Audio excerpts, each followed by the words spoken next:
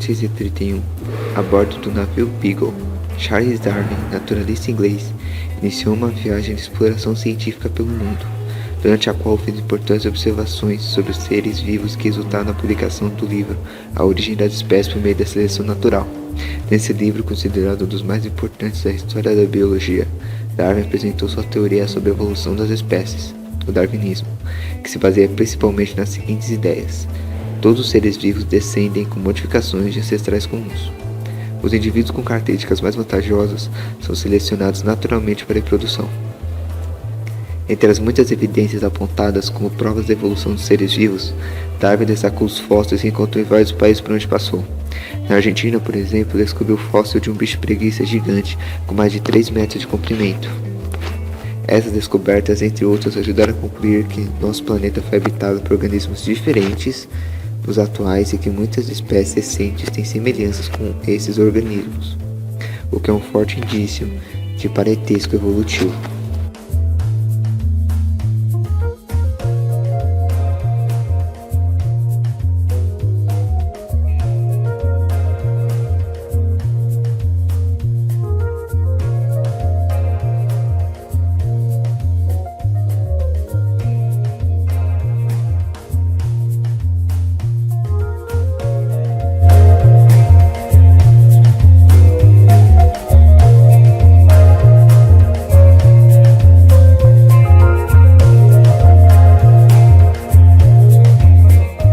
De acordo com o texto, é correto afirmar que a descoberta de fósseis foi um fator que dificultou a comprovação da teoria evolucionista de Darwin. Essa questão está errônea. Por quê?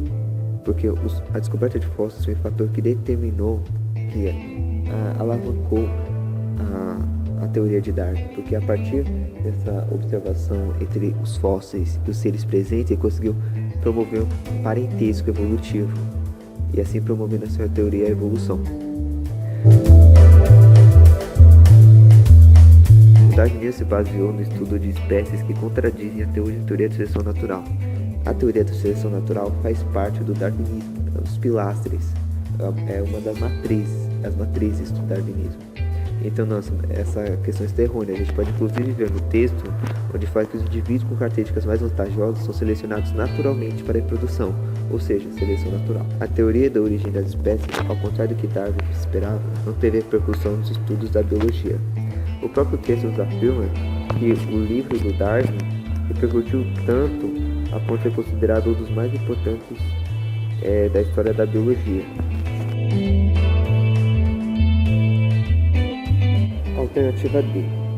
As características dos indivíduos são imutáveis ao longo das gerações, pois eles são cópias idênticas dos seus ancestrais. Se fossem cópias idênticas, não haveria evolução, não haveria diferença. Então, por isso, um dos pilastres do Darwin é: todos os seres vivos descendem com modificações de ancestrais comuns. Então, não, a D está errônea. Os indivíduos não são exatamente iguais, acrescentando diferenças que os tornam mais aptos ou menos aptos ao ambiente. Isso promove tanto as mutações que o Darwin disse, quanto a seleção natural no todo. Então, sim, a resposta E está correta, pois ela define melhor a respeito da seleção natural e das mutações, ou seja, é a que representa de maneira correta o darwinismo. Obrigado pela atenção.